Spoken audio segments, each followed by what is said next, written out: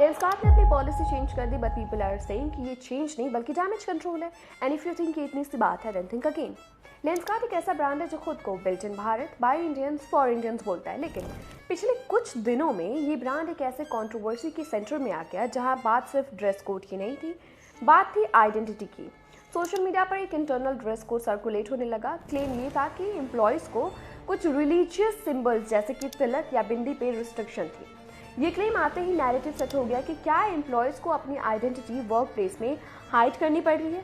इसके साथ ही एक और कंट्रोवर्सी भी हुई, पोंगल कैंपेन। लोगों ने बोला कि एड में जो फेस्टिवल दिखाया गया है वो ग्राउंड रियलिटी से मैच नहीं करता है, मतलब कल्चरल डिस्कनेक्ट का एंगल भी ऐड हो गया।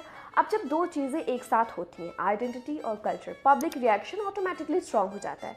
ऑनलाइन बैकलैश शुरू हुआ, criticism, question, even boycott calls. लोग ओपनली कह रहे थे कि अगर आप भारत के ब्रांड हो तो भारत की डाइवर्सिटी को रिस्पेक्ट करो। प्रेशर बिल्ड हुआ और फिर लेंसकार्ट ने रिस्पॉन्स दिया।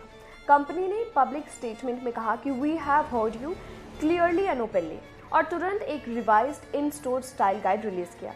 अब ऑफिशियली अलाउ है बिंदी, तिलक, सिंदूर, कलावा, मंगलसूत्र, कड़ा, हिजाब, टर्बन।